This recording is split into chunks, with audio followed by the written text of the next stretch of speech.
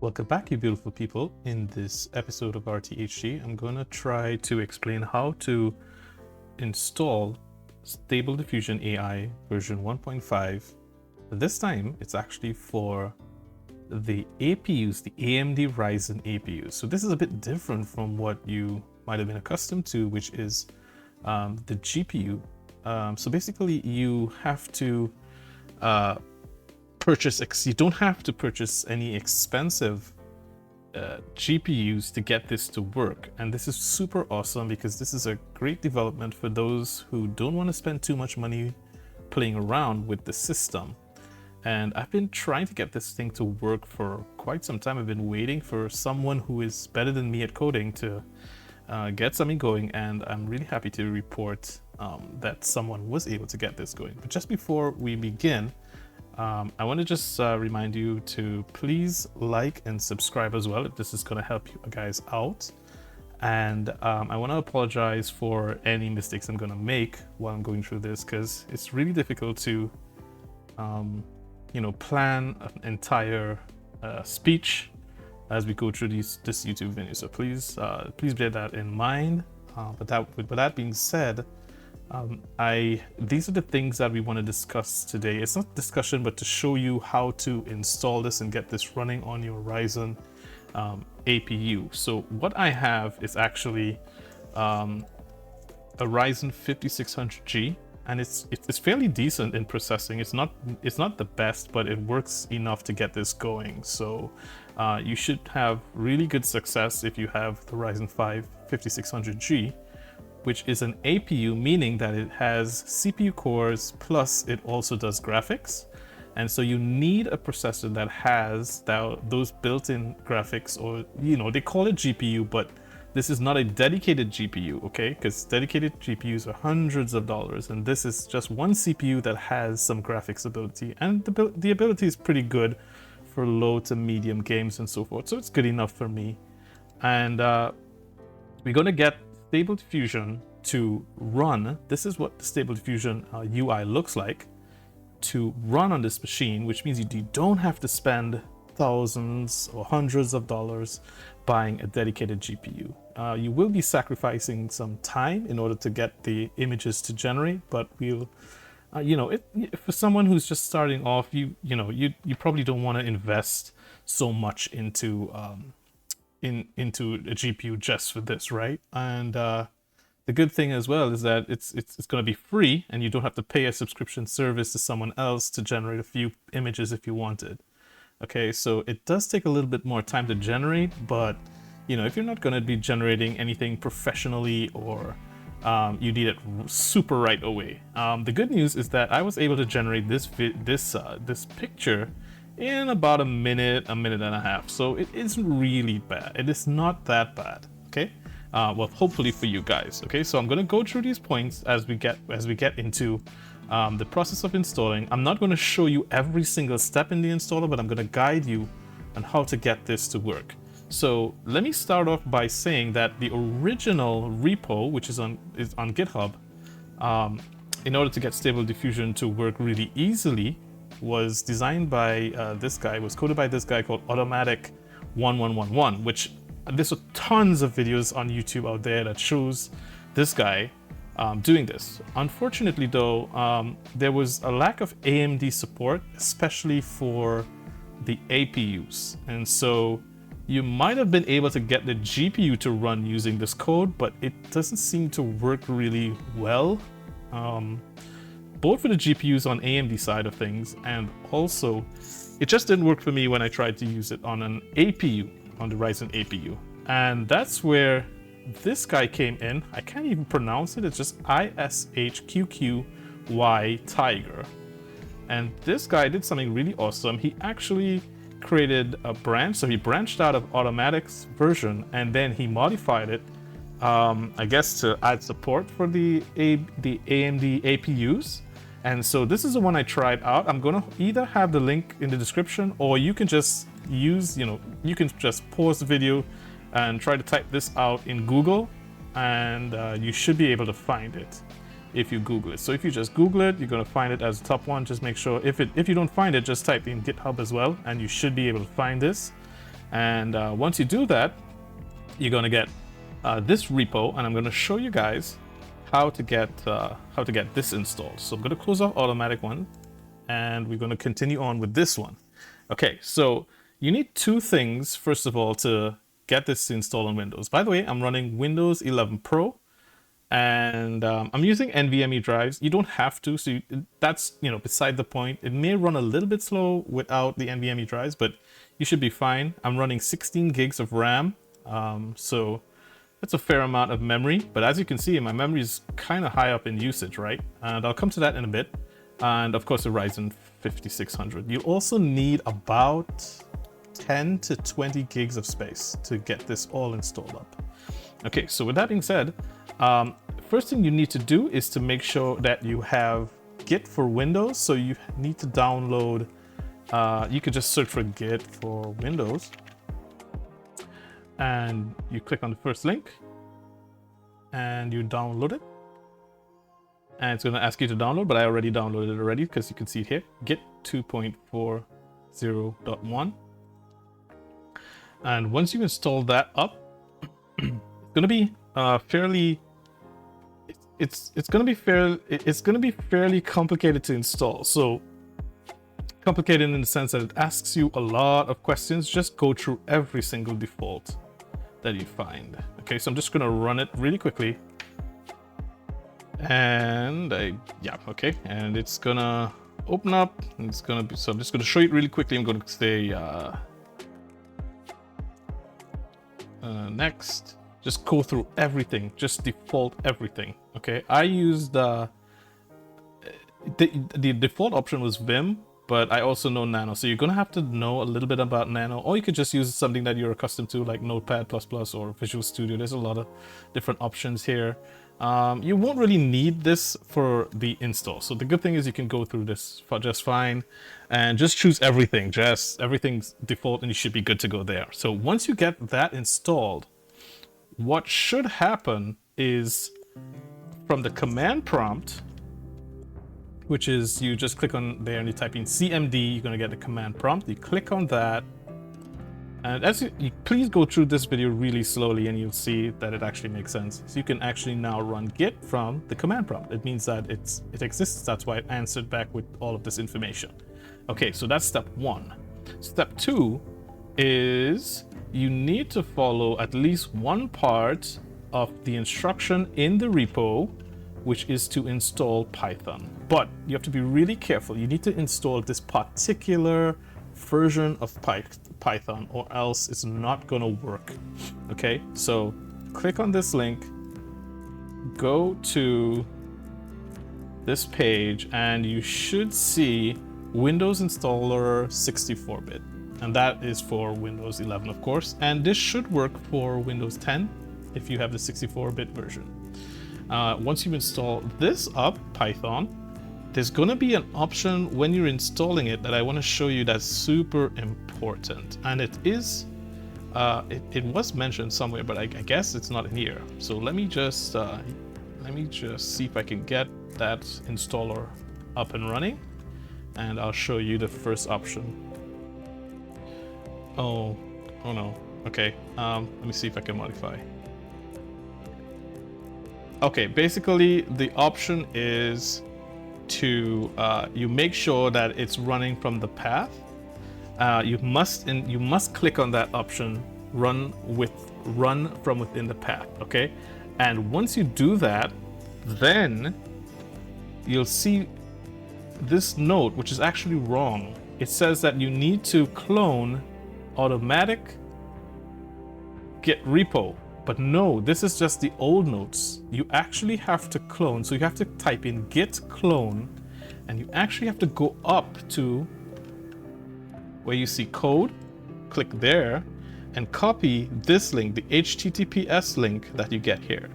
Okay, so what I did was, I'll show you, I created a directory on my C drive. I named it AI, and then in here, I cloned the repo. Okay, so I'm gonna show you the command to do that. Okay, so we first need to open up command prompt.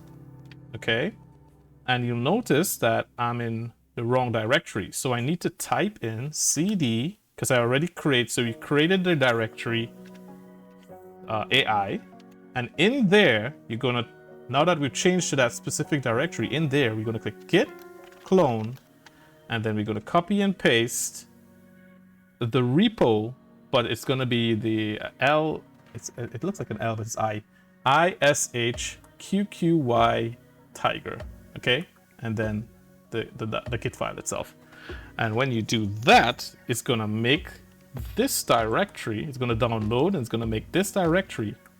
And this is the directory with all of the files now that it's been downloaded for you.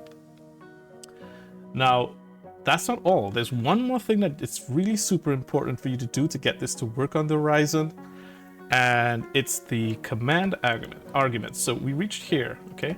The command arguments. And so I'm gonna open up that file. This file is called webui-user.bat. I'm gonna edit that file. You can use whatever editor you have. I'm gonna use Notepad++. Okay, and here, by default, there's no arguments that you'll see here. But you need these specific arguments from here in order to get this to work for the Ryzen 5. Okay, the Ryzen 5 APU. Basically, you need to make sure that it uses a low amount of VRAM, or else your whole machine is gonna crash. Okay, like literally, when you try to generate the image, it's just gonna give you a Windows blue screen error, and it's just gonna fail and reboot. Okay, so you need all of this: low VRAM, precision full, no half, opt, sub, quad attention, opt, split attention V1, disable -nan, -check. And I added in --listen so that I can connect from any one of my other computers onto this machine. If you don't add in this --listen, you will only be able to access the UI from the machine that you're on, okay? So I wanted to be able to access it from my other network computers that I have here, okay? So once you do that, make sure to save this file, okay?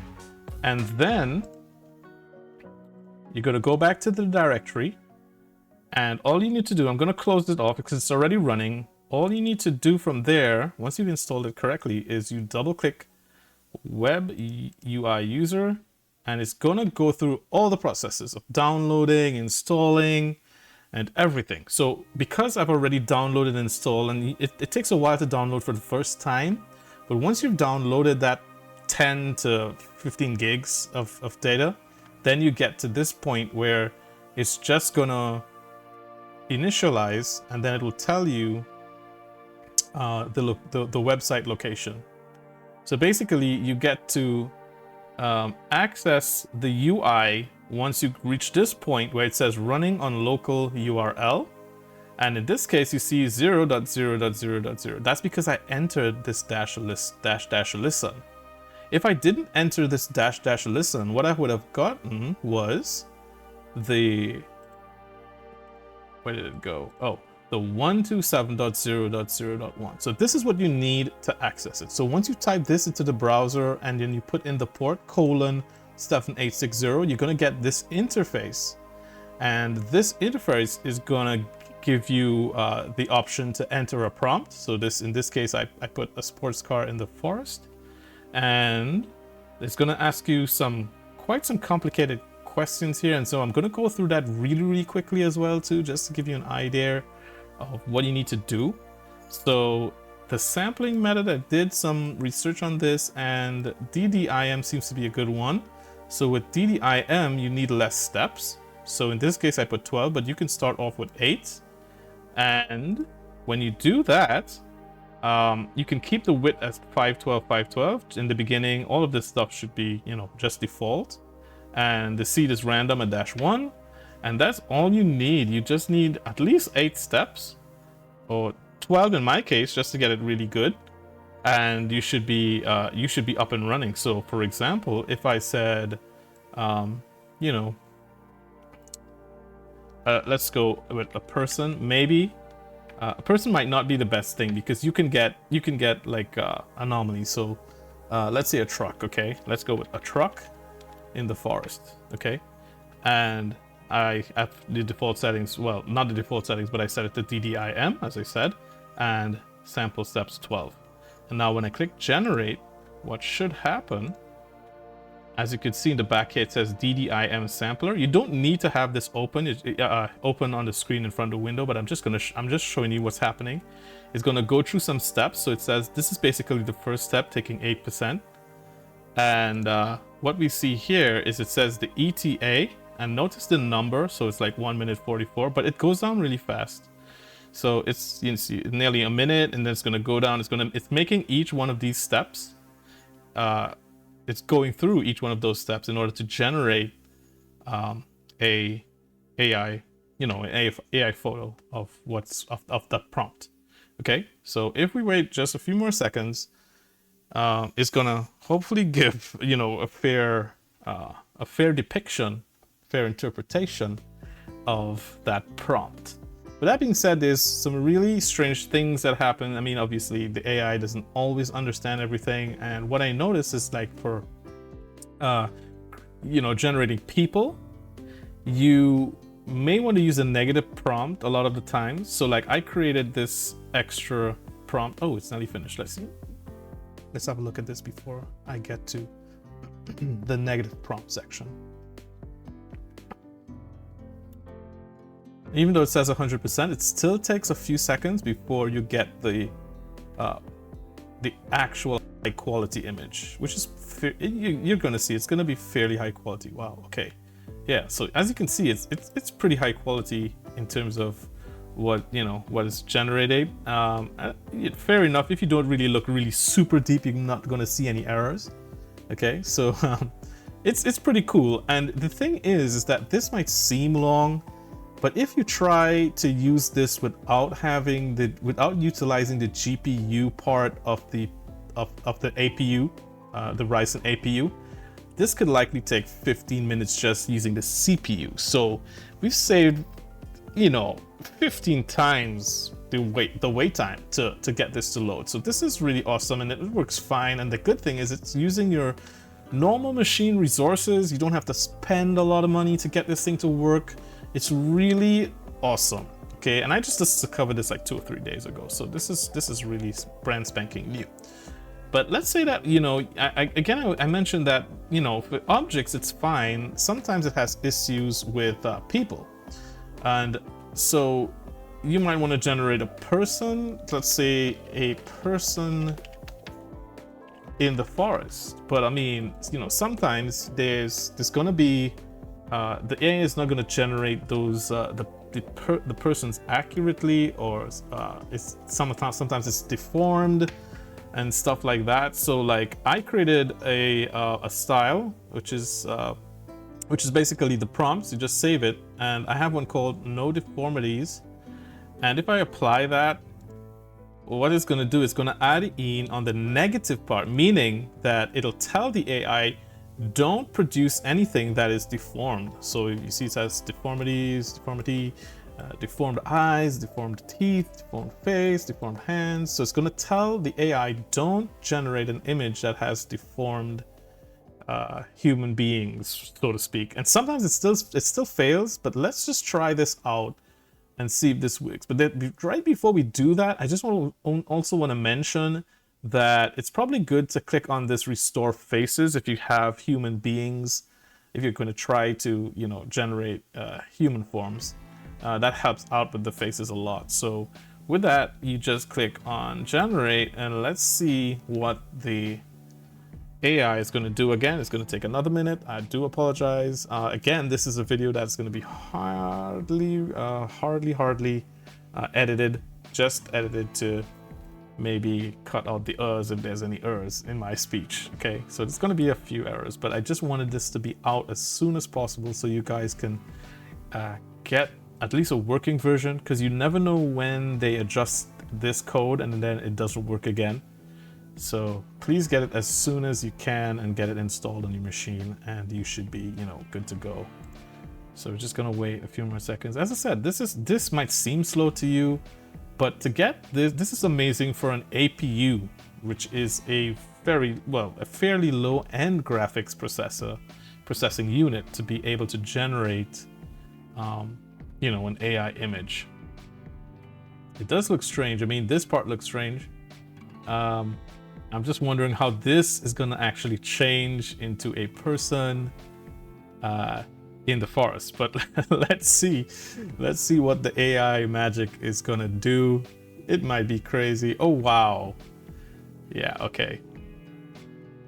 So what I noticed is that the AI is gonna try to dodge showing a face or a hand. As you can see, I mean, we wanted probably to see that person's face, you know. But it did a fair enough job. Wasn't great. The head looks a little bit strange.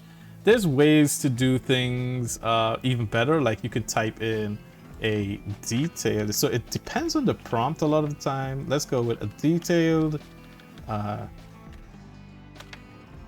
22-year-old woman in the forest. Let's try that. That's hopefully gonna be a little bit better. But with that being said, I'm gonna close off with this video. It looks like something, but we won't know until it reaches like 100% to have an idea what we're looking at. Okay. Whoa, looks scary, right? But I think the AI might clean this up. Okay, so we'll wait till it actually finishes. It's not finished as yet. And we'll see how clean it gets.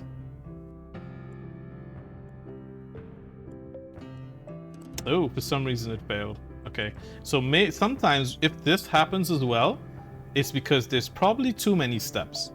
So if there's too many steps, if you get a completely blank screen, you can click on 8 instead. So drop it down to 8 or even 10.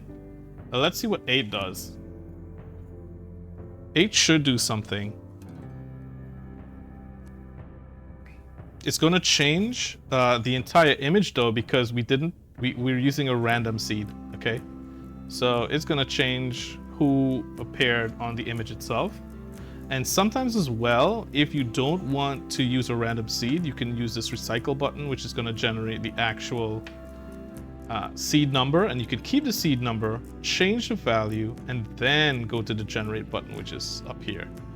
And what that would do is kind of give you an idea what the sampling steps are doing versus changing the seed values.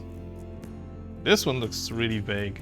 I don't know if this is going to generate person, but we did see that it was going to generate a woman just now.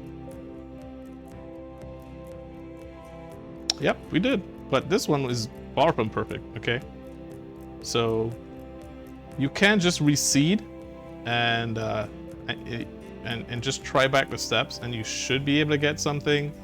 It's so surprising because I got so many good results that I'm sad that the YouTube video isn't working out the way I expected it to, but that's what happens with YouTube anyway. So let's just go with that and see how it goes.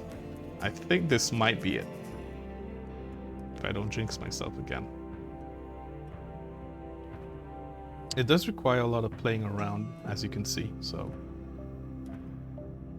it's just part of the AI exploration. Just consider it part of the journey of what AI is doing, which is quite amazing.